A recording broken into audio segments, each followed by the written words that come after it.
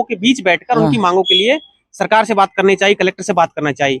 लेकिन जब 10 बजे के आसपास उन्होंने उनकी मांगों को कलेक्टर के पास पहुंचाया तो उन्होंने कोई संज्ञान नहीं लिया। फिर लगातार बात चलती रही, प्रशासन से प्रशासन का डोलमोल रवैया रहा।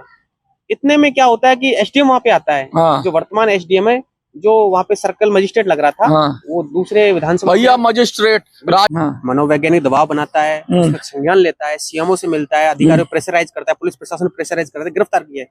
अच्छी बात है, चलो आपने अपनी मांगे रखी, लेकिन एक आरएस अधिकारी रामदयाल मीना भी मारा गया था अभी 2-3 साल पहले। एसोसिएशन तब कहाँ गायब हो गया था? ऐसे बहुत मामले हैं जब ये, लेकिन जाति से देखते हैं, जाति देख के अधिकारी राजनीतिक फायदे के लिए जोड़ दिया। जनता का कोई फायदा नहीं हुआ, राजनीतिक फायदा होना चाहिए था, तो राजनीतिक फायदा हुआ, 70 किलोमीटर दूर जोड़ दिया। लोग बेचारे, जिस घर की में आज 500 रुपए की इनकम नहीं है व्यक्ति, वो अगर 1000 रुपए लेके जाएगा तो क्या करेगा 70 किलोमीटर दूर जाके? तो उन लोगों ने उस जो गांव में समराव था, गांव तो में थप्पड़ क्यों पड़ा एसडीएम को? क्या क्या उसने ऐसा कर दिया जो उसको लोगों ने थप्पड़ मार दिया, या किसी व्यक्ति विशेष ने थप्पड़ मार दिया? ऐसा क्या हो गया? और थप्पड़ तो आजकल रोज जनता खाई रही है, उसने क्या ऐसा कर दिया? ये तो बात हो गई पुरानी बात की, भाई जोड़ दिया। लेकिन अब जो चुनाव का टाइम था, तो ऐसा क्या घटनाक्रम हुआ कि उस एसडीएम को थप्पड़ पड़ा? लोग जानना चाहते हैं।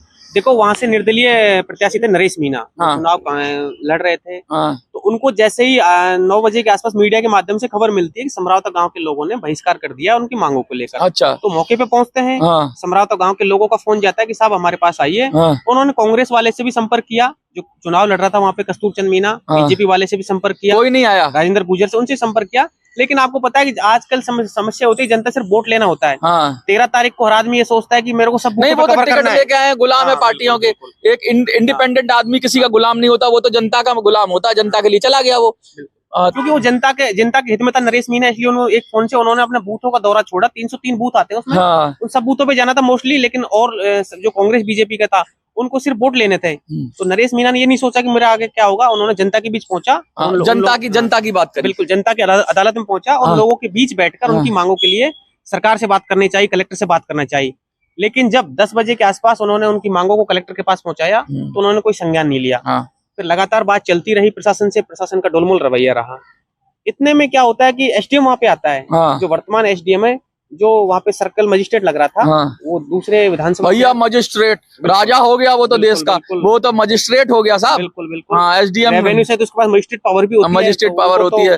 तो वो वहाँ आता है और उसमें वहाँ उसको उन्होंने बाद में जो स्टेटमेंट दिया मजिस्ट्रेट ने, वो ये दिया कि मैं तो कलेक्टर के निर्देश पे कलेक्टर ने भेजा था कि आप कैसे भी करके 1 पोल या 2 पोल वहाँ पे करवाइए।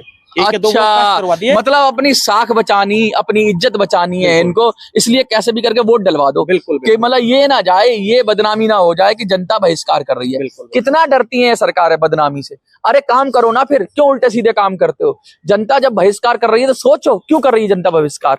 ये उसका लीपापोती करने के लिए अधिकारी रखे हैं क्या आपने? लीपापोती करने के लिए पहुंच गए।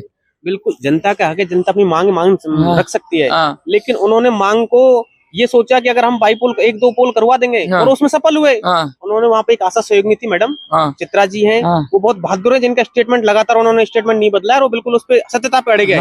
उनके साथ 2 और थे, उनको विदाउट आईडी के साथ उनको धमकाया कि आपको जॉब से निकलवा देंगे या इस तरीके का जबरदस्ती, मतलब बाई फोर्स वोटिंग करा रहे हैं। ये इनका कहना है कि बाई फोर्स वोटिंग कराई है। कहाँ है न्यायालय, कहाँ है जज? मतलब कोई अधिकारी इतना ताकतवर हो गया। अभी एक खबर आ रही है, हमने सुना था, अब तक तो हमने सुना था कि पुलिस अधिकारी ये कभी कभी ना रोक देते हैं लोगों को वोट डालने से, कोई नाका लगा देते हैं, चेकिंग कर देते हैं, लोग वोट ना डाल पाए। पहला वाक्य ऐसा है कि वोट पकड़ के, कहीं ऐसा ना हो कि वोट पकड़ गर्दन पकड़ के वोट डलवाया जा रहा है। बिल्कुल, अगर इसमें 1% भी सच्चाई है तो क्या है लोकतंत्र? कुछ नहीं है लोकतंत्र। जिसकी लाठी उसी की भैंस है, फिर कोई लोकतंत्र नहीं है। क्योंकि अगर आप मताधिकार, मेरा मत है, मैं चाहे जिसे दूं, नोटा भी आ गया अब तो, मैं चाहे जिसे दूं, और जबरदस्ती वोट डलवाया जा रहा है। क्यों? क्योंकि आपको रजिस्टर्ड करना है वोट, आपको दिखाना है कि इस देश में लोकतंत्र कायम है। लेकिन अगर इस देश के अंदर लोकतंत्र कायम है तो लोगों की क्यों नहीं सुनी जा रही है? और मैं आपसे निवेदन करना चाहता हूं कि बीजेपी समर्थित वो जो एजेंट, मतलब सर्कल मजिस्ट्रेट था एसडीएम, मैं कहना चाहता हूं कि अगर आपको राजनीति का इतना ही शौक है, अगर ब्यूरोक्रेट्स को इतना ही राजनीति का शौक है, तो आप अपनी वर्दी उतार के कुर्ते पजामे पहन लो और खाकी की अगर टोपी लगाते हो, उसकी जगह हमारी पार्टी की टोपी लगा लो। आपको इतनी राजनीति करनी है, अगर पार्टी के समर्पित काम करना है, उन्होंने पार्टी समर्थित ही तो काम किया है, दबाव बना के बीजेपी का एजेंट बन के उन्होंने काम किया, सरकार के इशारे पे किया। कलेक्टर ने उनको आदेश दिया आप पोल कराओ, और अगर उनको इतना ही काम करना है तो हमारी पार्टी में आ जाए। वो सेवा करनी, सेवा तो कैसे भी कर सकते हो। जनता की को करेंगे, अपने नेता की करेंगे ना। वो वहां जहां से टिकट मिल रहा है उनको कौन 4 आदमी वोट नहीं देगा? कौन जानता, जो एसडीएम को कौन जानता है?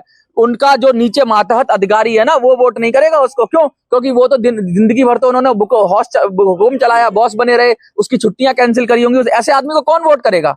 ये आदमी जो कहीं किसी काम का नहीं होता है वो अधिकारी बन जाता है। जिसको जो सामाजिक नहीं होता है वो अधिकारी बनता है इस देश के अंदर। क्यों? क्योंकि वो एकाग्रता में तो पढ़ाई करता है, समाज से तो पहले ही कट जाता है। पढ़ो पढ़ो पढ़ो, समाज वमाज सब तेल लेने गया, वो बन जाता है। वो जानता ही नहीं समाज में व्यवहार कैसा करना चाहिए, लोगों से कैसे मिलना चाहिए, क्या आत्मीयता होनी चाहिए। ऐसे अधिकारियों के हाथ देश चलता है। अंग्रेजों के टाइम चलता था। आप काय बात के अधिकारी? तुम किस बात के अधिकारी हो? जनता के नौकर हो तुम, जनता के नौकर हो, और जनता का काम नहीं कर रहे हो, धमका रहे हो जनता को। ये जनता है देश की, जिसको चाहे उसको सबक सिखा सकती है। और सिस्टम हम भारत के लोगों ने संविधान अपने आप में स्वीकार किया है। तुम संविधान के रखवाले हो सकते हो या तुम संविधान को पालन कराने वाले हो सकते हो, कानून के पालन। तुम अपना कानून चलाओगे ना, खाता ना भाई, जो अधिकारी बोले वही सही। मतलब तुम इनडायरेक्टली कुछ भी कर लोगे। लोगों का अपना स्वतंत्र मत है, थप्पड़ क्यों पड़ा उस पर? देखो, उसके बाद जब नरेश मीणा जी को पता लगता है कि अंदर वोट कास्ट करवा दिया था, वो जैसे अंदर जाते हैं, अंदर उनको पोलिंग पार्टी से बात करते हैं कि आपने वोट कैसे करवा दिया। तो वो बाद में जो मैडम से बात करते हैं तो वो बोलते हैं मेरे पास तो आईडी भी नहीं थी, जबरदस्ती मुझे फोर्स करके वोट डाला। जैसे बाहर निकलते हैं तो आप एक मानो, एक स्वाभाविक होता है, जो आदमी इतनी दिन से मेहनत कर रहा है राजनीति में, 25 साल से संघर्ष करता है और चुनाव लड़ता है, और उसके लिए होली दिवाली जैसा त्योहार होता है, जिस दिन मतदान होता है, तो सब जगह चुनाव छोड़ के वहां उनके लोगों के लिए, जनता के लिए बैठा है, और उस जनता के साथ अत्याचार किया जा रहा है बैकडोर। चलो मैं कह रहा हूँ थप्पड़ मार दिया उन्होंने, थप्पड़ मारना ठीक नहीं है, उन्होंने थप्पड़ मार दिया, आवेश में आके मार दिया। इस देश के अंदर रोज गली चौराहे पे मोहल्लों में थप्पड़ पड़ते हैं लोगों के, आवेश में एक दूसरे को भी थप्पड़ मारते हैं, सरकारें थप्पड़ मारती हैं लोगों को, पुलिस वाले थप्पड़ मारते हैं, फौजी थप्पड़ मारते हैं, सीआरपीएफ वाले थप्पड़ मारते हैं, डंडा मारते हैं, गोली तक लग जाती है लोगों को, उसमें कोई इंटेंशन नहीं होती है। मैं आपसे कहना चाहता हूँ, अगर इतने थप्पड़ कांड पे अगर इतना ही है तो अभी बीजेपी के प्रदेश अध्यक्ष अब तो नहीं है, पूर्व प्रदेश अध्यक्ष सीपी जोशी, उन्होंने माइनिंग ऑफिसर को सरेआम वीडियो वायरल हो रही है, अगर उतनी कार्रवाई करनी है। अरे शरद पवार को पड़ गया था थप्पड़, इस देश में केजरीवाल को थप्पड़ पड़ गया, इस देश में वो तो मुख्यमंत्री है, ये एसडीएम इतना बड़ा हो गया। अरे पड़ गया, ठीक है, पड़ गया, आपको बर्दाश्त करना चाहिए, और नहीं है तो कर दो छोटा मोटा। क्या केस लगा दिया थप्पड़ कांड पे, क्या करा दिया, क्या कर दिया? अगर इतनी धाराएं लगानी है तो सब पे लगाओ ना। सीपी जोशी पे क्या हुआ? उन्होंने माइनिंग ऑफिसर को, वीडियो वायरल है, माइनिंग ऑफिसर को सरेआम ऑन कैमरे के सामने थप्पड़ मारा, क्या उन्हीं पे मुकदमा दर्ज नहीं हुआ? नरेश मीणा पे मुकदमा दर्ज होगा, और 307 का मुकदमा, और एक मुकदमा नहीं 5 मुकदमे दर्ज करें। ऐसी कोई डराने की कोशिश, डराने के लिए, धमकाने के लिए उन्होंने 5 मुकदमे दर्ज करे हैं। एक वहां पे समरावता में हिंसा का मुकदमा दर्ज किया, दूसरा रोड पे उन्होंने जो अवरुद्ध के मुकदमा दर्ज किया, तीसरा पोलिंग पार्टी के द्वारा मुकदमा दर्ज कराया गया, चौथा मुकदमा ये किया कि हमने गिरफ्तार नरेश मीणा को गिरफ्तार करने के बाद जब हम लेके जा रहे थे उनको वहां पे कस्टडी में, उस पीछा करते हुए उनको छुड़ा के हिरासत से भगाने का प्रयास किया गया 5 लोगों के द्वारा। ऐसे 5 मुकदमे दर्ज किया है।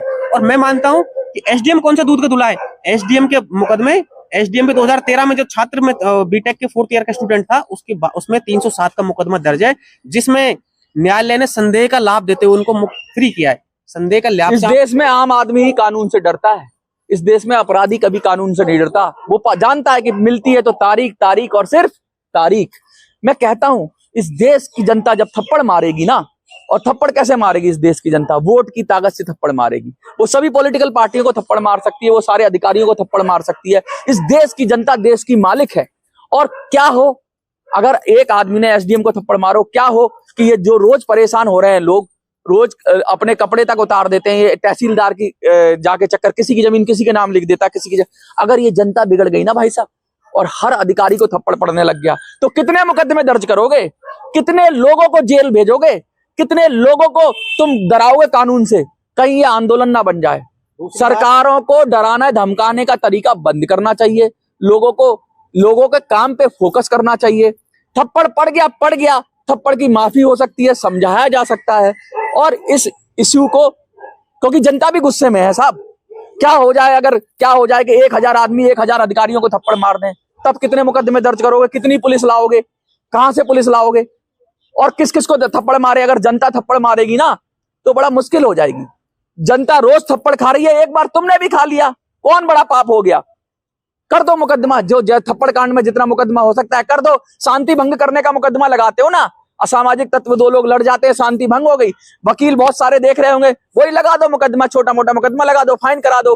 307 लगा रहे हो, सबको पता है थप्पड़ थप्पड़ थप्पड़ ही हुआ, 307 कहां से हो गई भाई? कहने का मतलब ये है कि देश की जनता को धमकाया जा रहा है अधिकारियों के द्वारा। आरएस एसोसिएशन मनोवैज्ञानिक दबाव बनाता है, उसका संज्ञान लेता है, सीएमओ से मिलता है, अधिकारियों प्रेशराइज करता है, पुलिस प्रशासन प्रेशराइज करता है, गिरफ्तार किया है। अच्छी बात है, चलो आपने अपनी मांगे रखी, लेकिन एक आरएस अधिकारी रामदयाल मीना भी मारा गया था अभी 2-3 साल पहले। एसोसिएशन तब कहाँ गायब हो गया था? ऐसे बहुत मामले हैं जब ये, लेकिन जाति से देखते हैं, जाति देख के अधिकारी एसोसिएशन से मिलते हैं। क्या लगता है कि एससी समाज से, एसटी समाज से हैं तो दबा लेंगे? ये हो रहा है। एसटी समुदाय का था, आरएस अधिकारी था रामदयाल मीना, वो मर्डर हो गया था उनका, आज तक उसका कुछ पता नहीं लगा। एसोसिएशन वाले कहाँ मर गए तभी, और ऐसे एसोसिएशन वाले थप्पड़ पड़ा तो सीएमओ तक पहुंच गए, दबाव बनाया उसके ऊपर। लेकिन जब इसी कुंडली निकली एसडीएम की, जब पहला मुकदमा 2013 का निकला, दूसरा मुकदमा 2020 में निकला, ऐसे संगीन धाराओं में सीआरपीसी में मुकदमा। मैं मोटी बात कह रहा हूं कि थप्पड़ का हम समर्थन नहीं करते, आप समझिए।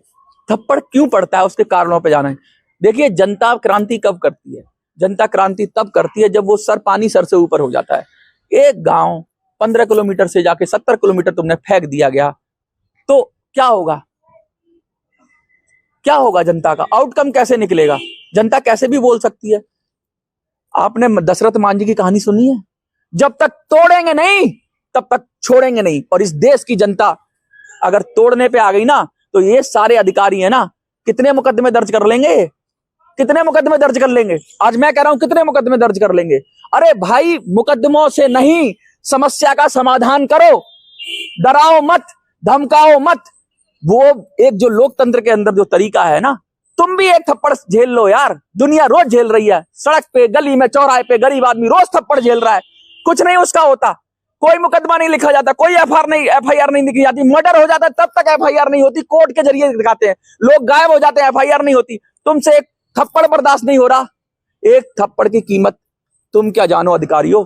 एक थप्पड़ है ना, आदमी का गुरूर तोड़ देता है। तुम कितने मुकदमे लगा लो, कितना भी धो लो इसको, लेकिन वो थप्पड़ जनता का थप्पड़ था, और जो तुम्हारे पड़ा, और वो तुम्हारे नहीं पड़ा है, व्यक्तिगत थप्पड़ नहीं पड़ा है, वो थप्पड़ पड़ा है पूरे प्रशासन पर, वो थप्पड़ पड़ा है पूरी सरकार पर, वो थप्पड़ पड़ा है पूरे लोकतांत्रिक सिस्टम पर कि सुधर जाओ, तरीके से काम करो। नई तरीके से काम करा तो व्यवस्था बदल जाएगी, सरकारें बदल जाएगी। सरकार तो छोटी चीज है, व्यवस्था बदल जाएगी। कोई कांग्रेस बीजेपी दोनों का हाथ था। सिस्टम का इतना बड़ा फेलियर है। 11 बजे ये घटनाक्रम होता है और रात को 10 बजे तक उसको गिरफ्तार नहीं किया जाता है। अगर थप्पड़ पड़ता है तो गिरफ्तार करना चाहिए था, लेकिन उसके बाद भी 8-10 घंटे तक वार्ता हुई, कोई गिरफ्तारी नहीं करी।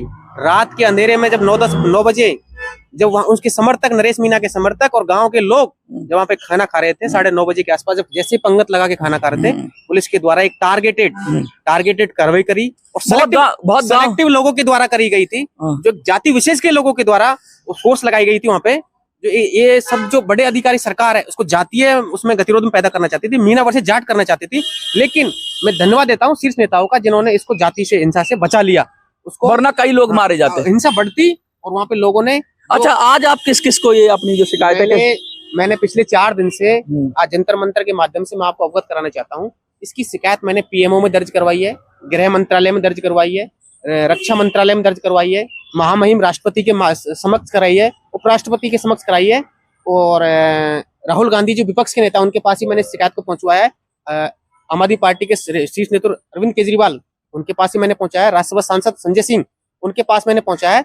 उसके बाद मैं आयोगों में, जनजाति आयोग, राष्ट्रीय जनजाति आयोग के चेयरमैन साहब से मिला हूं, अंतर सिंह आर्य, उनके मैंने शिकायत पहुंचाई है, और महिला आयोग में शिकायत पहुंचवाई हमने, और चाइल्ड राइट्स जो बच्चों के साथ हम बर्बरता करी है, तो मैंने चाइल्ड राइट्स में भी शिकायत पहुंचवाई है। उसके बाद आज हमने इलेक्शन कमीशन में भी शिकायत दर्ज करवाई, काफी जगह हमने शिकायत। देखिए, मैं आपको एसडीएम साहब को कहना चाहता हूँ, मुझे लगता है कि ये बड़े दुख की बात है कि थप्पड़ मारा गया। थप्पड़ किस कारणों से पड़ा? आपकी तो कोई गलती नहीं थी, आपके पास वोट डलवा रहे थे, आपको ऑर्डर था, तो आप उसका भागी हो गए। कम से कम आप में मानवता बची है, तो इतना किसी को बदले की भावना से काम ना करें, क्योंकि आप भी तो अधिकारी हैं ना, आप भी अधिकारी हैं, आप बदले की भावना से काम ना करें। और आपने कर दिया, क्या लगता है कि आपके 4 मुकदमों से नरेश मीणा नाम है ना, नरेश मीणा का कुछ बिगड़ जाएगा क्या? वो पूरे देश का सपोर्ट मिल जाएगा उसको। अगर पूरे देश से लोग खड़े हो जाएंगे उसके लिए, क्यों? क्योंकि पूरा देश परेशान है, सब पूरा देश थप्पड़ खा रहा है। आप उसको हीरो बना रहे हो, आपका थप्पड़ मुकदमे उसको हीरो बना देंगे, क्योंकि क्रांतिकारी ऐसे ही बनते हैं। आपको चाहिए था समस्या को सॉल्व करें, आपको चाहिए कि समस्या अपनी गलती स्वीकारें, जहां प्रशासन की गलती है उसे सुधारें, ना कि लोगों को दबाने की कोशिश कर रहे हैं। और कितने लोगों को दबाओगे? तुम कितने नरेश मीणा पे FIR लगाओगे? पूरे देश में नरेश मीणा निकलेंगे और हर घर से नरेश मीणा निकलेगा।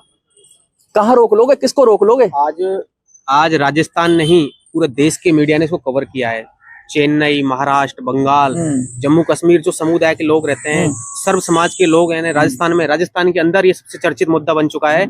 और दूसरी बात मैं ये कहना चाहता हूँ कि रात के अंधेरे में 10 बजे आपने 52 लोगों को तो गिरफ्तार कर लिया वहां से, बच्चों को, लेकिन नरेश मीणा को गिरफ्तार क्यों नहीं कर पाई? वहां पे 70 से ज्यादा डिप्टी थे, 50 से ज्यादा इंचार्ज थे, 3 SP थे वहां पे, IG स्वयं IG थे, पूरा अर्धसैनिक टुकड़ी थी, 2000 से 3000 के एक आदमी को पकड़ने के लिए 2000 से 3000 फोर्स थी। नरेश मीणा कैसे भाग गया उनसे? फेलियर नहीं है, सिस्टम का फेलियर नहीं है, और 52 लोग पकड़ लिया आपने। और आप वहां पे सैकड़ों मोटरसाइकिल जलाई गई है प्रशासन के द्वारा, 9 4 व्हीलर जलाई गई है। इसमें एक पुलिस का जाब्ता, पुलिस खुद इंचार्ज की गाड़ी जली है, एक डिप्टी की गाड़ी जली है। तो क्या पुलिस के पास एक भी एविडेंस नहीं है? पुलिस ये कहती है कि उन समर्थकों ने जलाई, तो एक भी वीडियो नहीं है आपके पास? हमने एक वीडियो जारी करी, CCTV आया, उसमें वीडियो मारा क्लियर कि पुलिस वाले कैसे पत्थर दे रहे हैं, कैसे आग लगा रहे हैं। तो पुलिस के द्वारा एक टारगेटेड प्लान था, जातीय हिंसा कराना चाहते थे। अगर नरेश मीणा को अगर गिरफ्तारी करते तो सुबह 10 बजे से रात को 10 बजे तक गिरफ्तार नहीं कर पाए। इतना बड़ा फेलियर है सिस्टम का। देखिए बहुत बड़ा फेलियर है, लेकिन मैं तो यही कहूंगा कि इस जनता को थप्पड़